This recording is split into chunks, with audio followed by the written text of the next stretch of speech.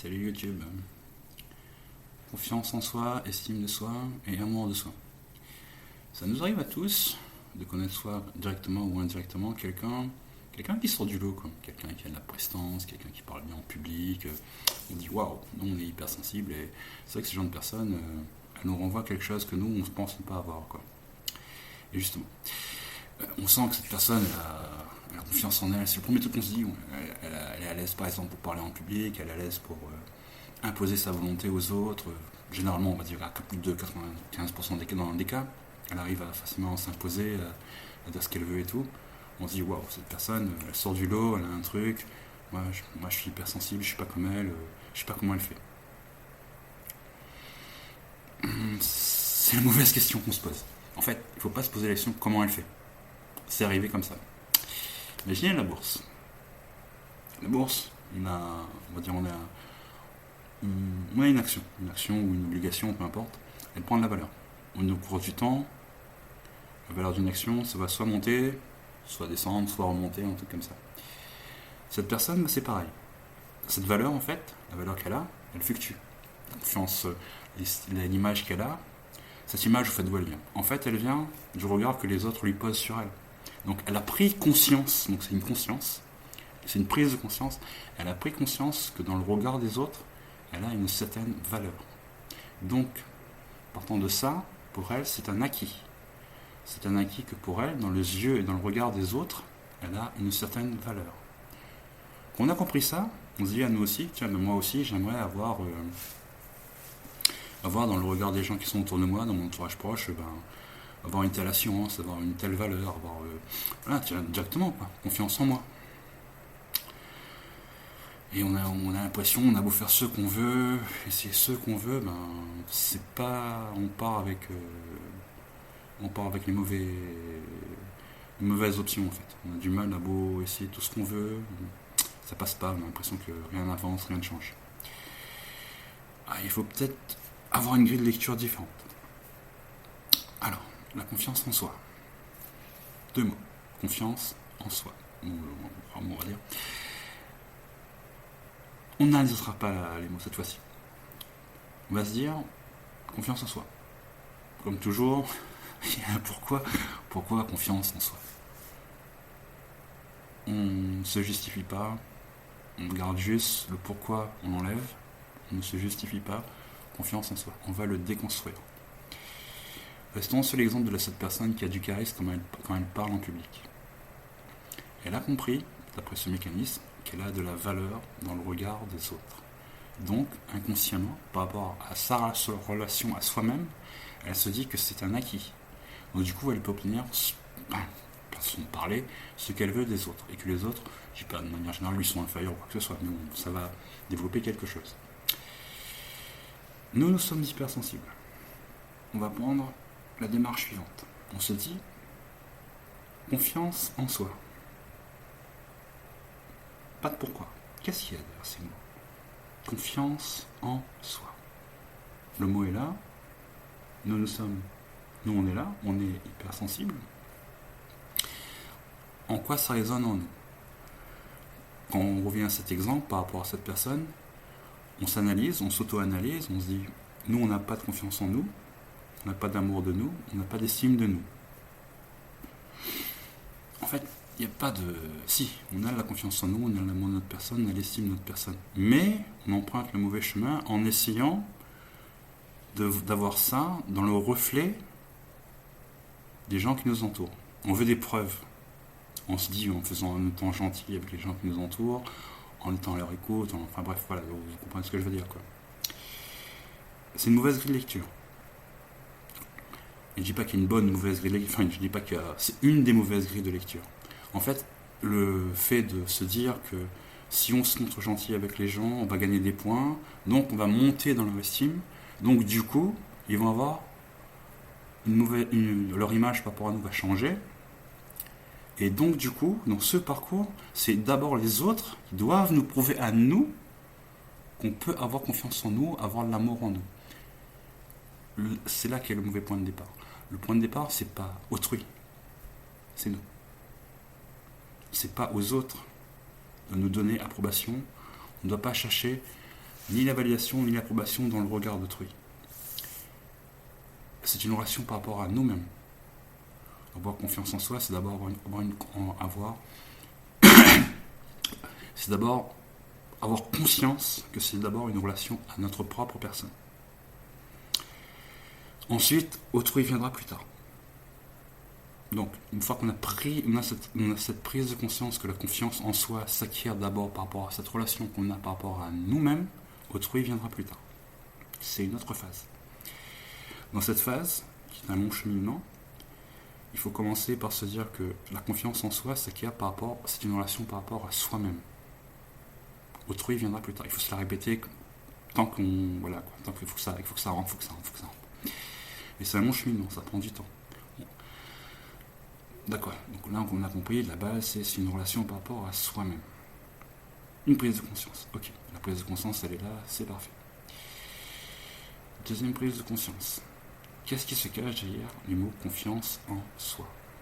On n'est que seul par rapport à soi-même. C'est le truc de départ, on est là, posé par rapport à soi-même, on se parle à soi-même, il n'y a personne d'autre. Il faut s'accorder du temps. Il faut s'accorder du temps en se disant que oui, c'est une relation par rapport à soi-même, oui, c'est quelque chose qui va prendre du temps. La seule personne qu'on doit d'abord convaincre en premier, c'est soi, pas autrui. C'est comme ça que démarre la confiance en soi. Troisièmement, il faut analyser et comprendre comment faire, que faire pour avoir cette confiance. Et une fois qu'on a cette confiance en soi, il faut être d'accord aussi que cette confiance, elle ne sera pas là tous les jours à son plus haut niveau. Dans la vie de tous les jours, il arrive toujours un truc qui fait que notre confiance en soi, soit elle monte, soit elle diminue. Donc c'est à nous de comprendre que c'est à nous en premier d'alimenter notre confiance en nous et pas autrui. Donc là on pose les bases. Les bases c'est la confiance en soi, c'est quelque chose par rapport à soi en premier, autrui vient plus tard. La confiance en soi c'est quelque chose qui prend du temps. C'est important. La confiance en soi, c'est quelque chose qui se travaille, qui se cultive tous les jours. Ce n'est pas un acquis, c'est pas parce que on a fait des formations sur YouTube ou on a suivi un truc que la confiance en soi c'est un acquis. Non, c'est jamais un acquis, ça se travaille tous les jours. Mais c'est une prise de conscience, 3 prises de conscience différentes. Prise de conscience que c'est une relation à soi d'abord, prise de conscience que c'est quelque chose qui prend du temps, qui se travaille, prise de conscience que c'est quelque chose qui doit être alimenté quasiment tous les jours. Confiance en soi, ok. Maintenant on se pose par rapport à soi, on se donne du temps. C'est ce que je viens de dire, les 3 prises de conscience, elles sont actées. Il faut faire un travail sur soi. La première chose à comprendre, c'est que la confiance en soi, s'il y a ce manque, c'est qu'il y a un besoin. S'il y a un besoin, c'est qu'on n'arrive pas à le satisfaire. Si on n'arrive pas à le satisfaire, c'est qu'il y a une peur. S'il y a une peur, ça signifie qu'il y a une frustration. Pour engendrer une frustration, il faut qu'il y ait quelque chose dans un laps de temps très serré. C'est-à-dire qu'on n'a pas le temps d'amortir le truc, quoi. C'est dans un laps de temps très serré. C'est pour ça que, deuxièmement, c'est super important de s'accorder du temps. Pour justement évacuer toute cette frustration. Donc d'accord, on part du principe que c'est d'abord une relation à soi, on s'accorde du temps. Si on s'accorde du temps, justement, en analysant, décortiquant au fur et à mesure, confiance en soi entraîne, par analyse, un besoin à satisfaire. Si ce besoin n'est pas satisfait, c'est pour ça que le temps est super important. Il y a une peur qui va engendrer une frustration, et cette frustration, elle va être là et toujours là, tant qu'on n'a pas compris qu'il faut s'accorder du temps à soi pour obtenir une confiance en soi. Ok, donc si on a compris ça, ensuite il faut être en accord et en harmonie avec l'idée que, s'aligner avec l'idée que on va travailler sur soi. On va se dire quels sont, en quoi je pêche par rapport à ma confiance en moi, quels sont mes points forts, quels sont mes points faibles. Est-ce que c'est de la timidité? Là je balance des exemples de trucs. Est-ce que c'est un problème de timidité? Est-ce que j'ai peur de parler en public? Est-ce que j'ai peur de me parler dans une langue étrangère? Est-ce que j'ai peur quand je formule quelque chose que les gens le prennent mal? Est-ce que j'ai peur de m'énerver trop facilement en colère? On se pose des questions, mais on ne cherche pas les réponses.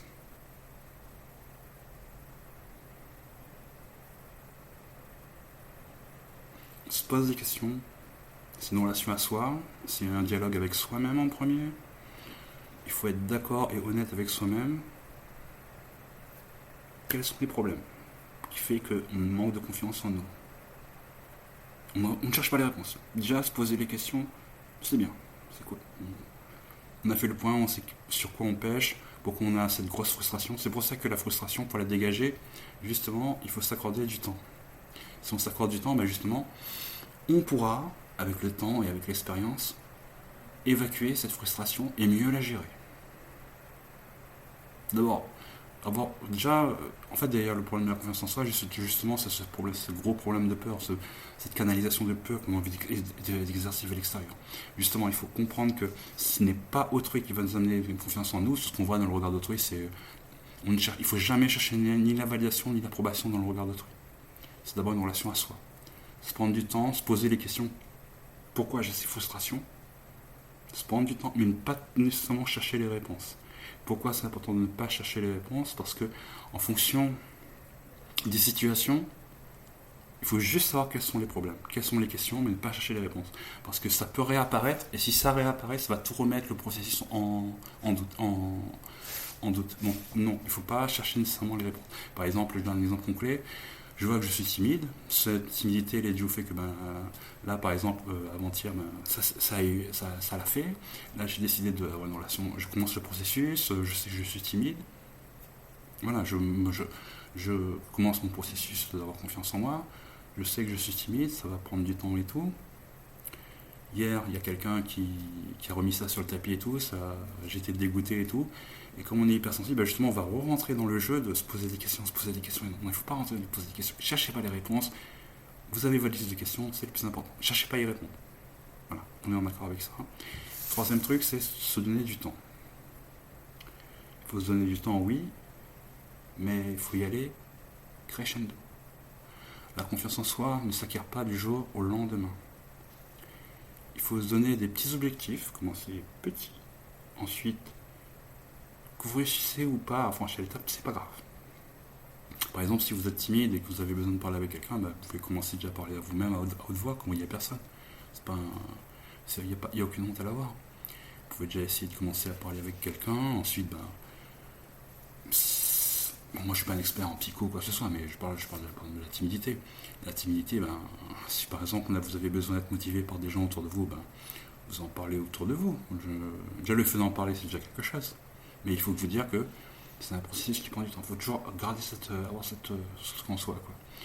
Il faut y aller, il faut se donner des objectifs petit à petit. Mais jamais se dire, oui, du jour au lendemain, on commence et on vous donne des gros objectifs. Parce que si vous commencez comme ça, c'est sûr que ça va vous frustrer. C'est pour ça que je vous dis que c'est super important de décortiquer le truc, quoi. Donc on casse cette histoire de confiance en soi et on se la ramène vers nous. C'est quelque chose. La confiance en soi, tous les hypersensibles ont confiance en eux. Mais c'est juste que pour trouver le chemin, il y a cette prise de conscience à avoir. Relation par rapport à soi-même, s'accorder du temps, se trouver les questions de qu'est-ce qui bloque cette frustration, mais ne pas chercher à trouver les réponses. Déjà avoir conscience de ces questions, et ensuite se fixer des objectifs au fur et à mesure. À un moment dans le processus, quand on a acquis ça, on y va au fur et à mesure, parce que la confiance viendra d'elle-même. Je parle comme ça, mais oui, ça prend du temps. Ça s'acquiert pas. Comme je le disais, c'est ensuite, après, ça vient au fur et à mesure et tout. On va échouer, certes. Mais il ne faut pas abandonner. Il ne faut pas se dire que oui, j'ai échoué, je laisse tomber. Non, il ne faut pas abandonner. Il faut se dire, c'est d'abord une relation par rapport à moi-même. Une fois qu'on a bien avancé dans sa confiance en soi, ensuite, il va falloir la confronter par rapport à autrui. Ça va être difficile, mais il faut y aller. Il faut se dire, l'objectif, c'est de prendre confiance en soi. C'est pas la finalité de ce qui va se passer. C'est le chemin à parcourir. C'est le chemin à parcourir qui compte. C'est pas l'objectif, jamais. Il y a le point de départ. Il y a eu cette prise de conscience sur les quelques points que j'ai énumérés. L'objectif, c'est d'avoir confiance en soi. Mais comme je dis, pour revenir au point de départ, il ne faut pas oublier que la confiance en soi, c'est quelque chose qui se travaille tous les jours. Si on la confronte à autrui, ben c'est sûr, bon, ben, ça peut arriver qu'il va y avoir des clics, des couacs, ça risque pas de marcher du jour au lendemain, il n'y a pas de formule magique pour apprendre confiance en soi. Mais il y a des processus qui peuvent facilement, gratuits, qui peuvent facilement aider les hypersensibles à... C'est une grille de lecture en fait, c'est cette grille de lecture qui fait que voilà, qu'il faut le voir comme ça. Il faut prendre son temps, et voilà. Et une fois que c'est arrivé, ben, on peut se confronter au monde extérieur, à autrui. Mais bon, il ne faut pas se dire que ben, c'est parce qu'il y a un truc qui est arrivé qu'il faut tout remettre en cause du jour au lendemain. Non, il faut...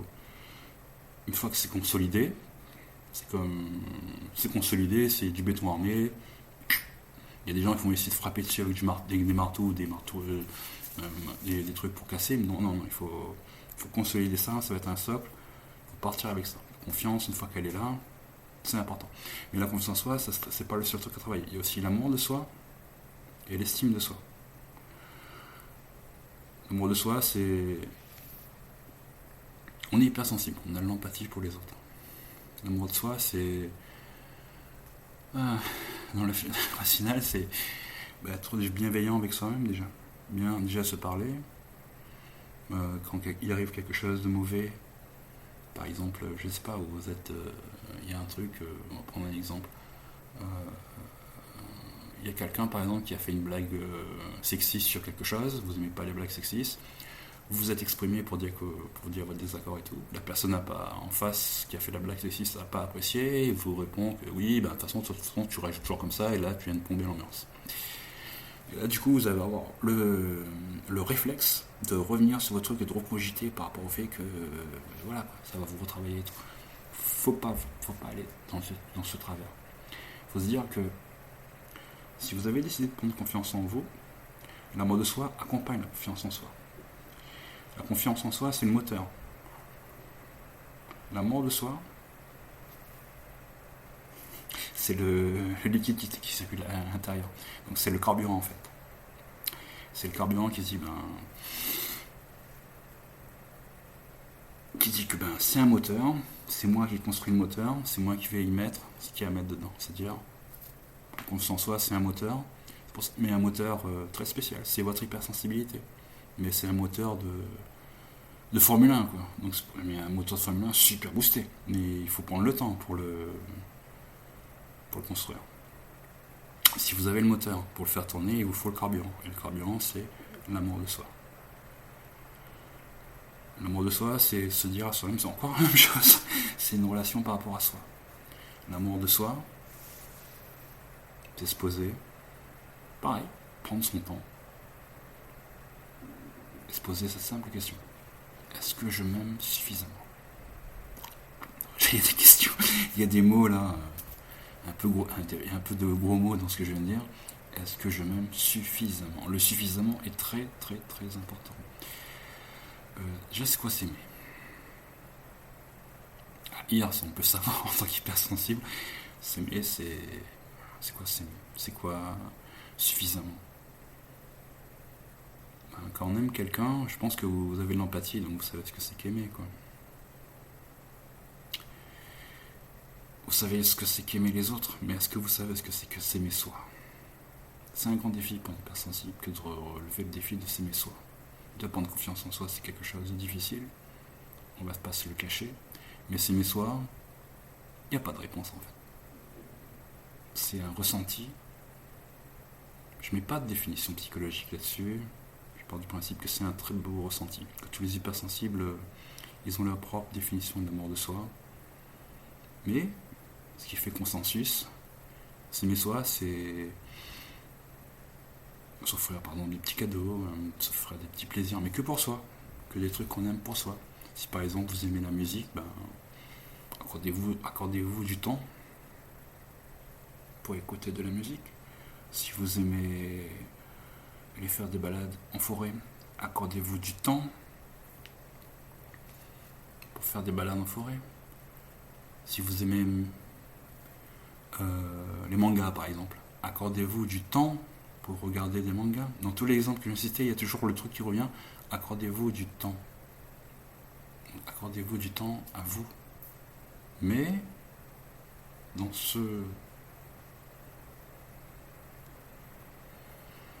ces différents exemples de s'accorder du temps, il faut aussi avoir cette prise de conscience que c'est un ressenti qu'on doit avoir par rapport à soi-même.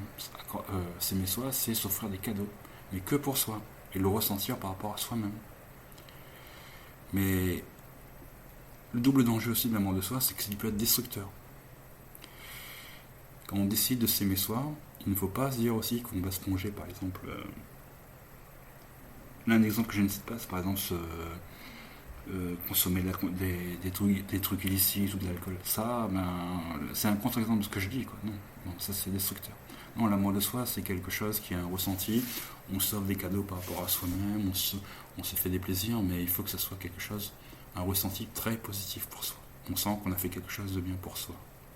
C'est quand la dernière fois que vous avez fait quelque chose de bien pour vous-même? C'est une prise de conscience, l'amour de soi. Moi, par exemple, dans ma vie, j'ai décoré mon salon en mettant.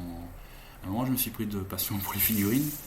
Et dans ma phase de ma recherche de l'amour de soi, je me suis mis des petites figurines parce que ça me rappelle un peu, ça me concrétise en fait.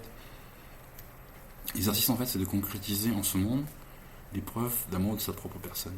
Ça peut être par exemple s'acheter une petite sucrerie ou s'acheter un truc, mais pas d'un truc destructeur en fait. C'est pour ça que je fais très attention par rapport au mot que j'emploie. Il ne faut pas que ce soit quelque chose de destructeur. Au contraire, je parle d'un moteur. Si dans ce moteur vous mettez quelque chose d'un amour destructeur, le moteur il ne va pas tourner. Il faut que ce soit quelque chose de ressenti par rapport à vous, mais de concret en ce monde.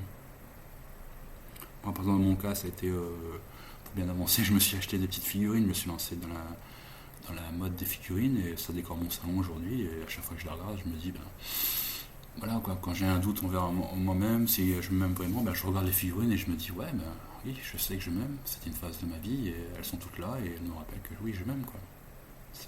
Voilà.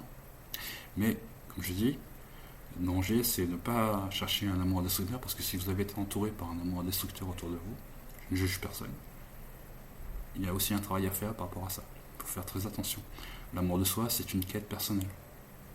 Mais il faut que ce soit, si vous voulez, il faut que ce soit quelque chose qui, par exemple, ça peut vous aider. Il faut que ce soit quelque chose qui, par exemple, va décorer votre intérieur, par exemple. Et à chaque fois que vous avez un doute, dans ce monde concret, vous vous dites toujours cette prise de conscience. Si vous avez un doute par rapport à ce que vous aimez vous-même, vous regardez cette petite chose et vous dites voilà, j'ai ça dans ce monde concret et ce qui fait que je m'aime moi. Maintenant, l'estime de soi. L'estime de soi par rapport à l'idée du moteur. Donc la confiance en soi, c'est le moteur. L'amour de soi, c'est le carburant. L'estime de soi. Vous allez prendre votre moteur une fois qu'il est prêt. Vous allez le mettre dans une voiture. Ce sera qui le pilote? Ce sera vous. Avoir une bonne estime, c'est pas laisser n'importe qui conduire votre voiture. Non, l'estime de soi, c'est se dire que tout ce travail qui concerne ce moteur, qui concerne ce carburant, qui concerne cette voiture, la seule personne qui doit conduire cette voiture, c'est moi. Avoir une bonne estime de sa personne, c'est de prendre conscience que la seule personne qui doit conduire cette voiture, c'est moi. C'est moi. Et là, je me justifie par rapport à moi-même, parce que c'est un travail que j'ai fait que pour moi. C'est moi qui vais conduire cette voiture. Avoir une bonne estime de soi, c'est moi qui la conduis. Quand la voiture est prête, on laisse pas. Quand on construit une voiture, on la construit pas, on la laisse au garage. La voiture, elle doit sortir. Et une fois que la voiture est prête, elle sort. Et elle va sur la route. Et là, sur la route, vous allez croiser d'autres voitures. Et là, les autres voitures, c'est la confiance que les gens ont en eux. Mais les gens, quand ils conduisent, ils regardent. Ils regardent aussi les autres voitures. Donc là, ils vont vous regarder. Ils vont vous attribuer des points, des valeurs. Et là, oui, là, vous serez en confrontation par rapport au regard d'autrui. Donc voilà. Donc c'est pour ça qu'autrui vient plus tard. Donc grosso modo, l'idée, pour rester général, c'est ça, quoi. C'est le moteur, le carburant et le pilote. Parce que la voiture en question, il n'y a que vous qui puissiez la conduire. Et c'est votre hypersensibilité, normalement, qui doit vous amener vers cet acheminement. J'ai pris cette image parce que c'était la plus simple qui soit, quoi. Je ne voulais pas rentrer dans les trucs. Et comme je dis, par contre, par rapport à l'amour de soi, si vous avez baigné dans un milieu difficile, quoi que ce soit, il y a un travail à faire. S'il faut que vous fassiez aider, alors faites-le. Mais il ne faut pas que ce soit quelque chose de destructeur. en fonction de votre vécu, la façon de se dire qu'on s'aime et tout, ben, quand je me dis, bon, c'est de prendre, acheter, je sais pas, par exemple, casser sa tirelire pour acheter un petit truc de décoration, de collection, par exemple, et se dire, ben, on l'a fait parce qu'on s'aime beaucoup, et on le met en décoration dans son appartement. Ça peut être, par exemple, je sais pas moi, par exemple, ça peut être par exemple une bouteille de whisky. Oui, mais une bouteille de whisky que vous aimez, vous la mettez là, vous avez cassé la tirelire pour l'acheter, mais à chaque fois qu'il y a un doute en vous, vous la regardez, vous avez cette petite pensée par rapport à vous-même et vous dites, ça je l'ai fait pour me prouver à moi-même concrètement que je m'aime. Et à chaque fois que vous la regardez, il faut avoir ce réflexe de se dire, concrètement, il y a ça que j'ai fait, concrètement, c'est pour moi, et je ne dois pas douter que je m'aime. Voilà, c'est des petites techniques gratuites qui permettent, enfin, parce qu'il faut payer la bouteille, non, c'est des petits trucs qui permettent d'avancer comme ça, quoi. Voilà. Mais bon, voilà, la confiance, comme je dis, ça se travaille, il faut éviter les frustrations, il faut se poser les questions, ne pas chercher les réponses, parce que les réponses, elles peuvent fluctuer, ça doit dépendre au moment où vous cherchez les réponses, ça va dépendre des circonstances qui sont autour de vous, les gens, les personnes, les circonstances atténuantes et tout. Donc voilà, posez-vous les questions, mais ne cherchez pas la réponse. Prenez votre temps. Le but, c'est justement de travailler ces mécanismes de peur, de manière à faire en sorte que, avec le temps, et comme je vous ai dit, fixez-vous des objectifs palier par palier. Il ne faut pas y aller du jour au lendemain, quoi. Il n'y a pas de formule magique pour ça. Donc voilà. Donc c'est pour ça, pour un hypersensible, c'est plus ou moins le chemin à emprunter. C'est long. On va pas se le cacher, il n'y a pas de formule magique. Hein. Ça arrive aussi que, par exemple, il y a des gens, je sais pas, ça arrive qu'il y ait des hypersensibles, ils se mettent en couple. Oui, ils sont heureux, c'est pas des pervers narcissiques, quoi que ce soit, parce que chez leur concubin, il y a quelque chose qu'eux, ils n'ont pas chez eux. Si vous enlevez c'est votre cas, par exemple, si vous enlevez votre concubin, est-ce que vous avez ça chez vous? Il faut aussi vous poser cette question. Voilà. J'ai essayé de pas entrer dans des trucs trop... Comment dire, trop technique. J'ai essayé de rester light pour essayer de faire passer les 3 trucs, quoi. Mais c'est vrai que voilà, quoi. À quoi ça sert tout ça? En fait, la prochaine étape, une fois qu'on a confiance en soi, une bonne estime de sa personne, un amour de soi, on a pris conscience qu'il faut cultiver tout ça tous les jours. La prochaine étape, c'est les croyances imitantes. Et ça, surpasser les croyances imitantes, c'est pas facile.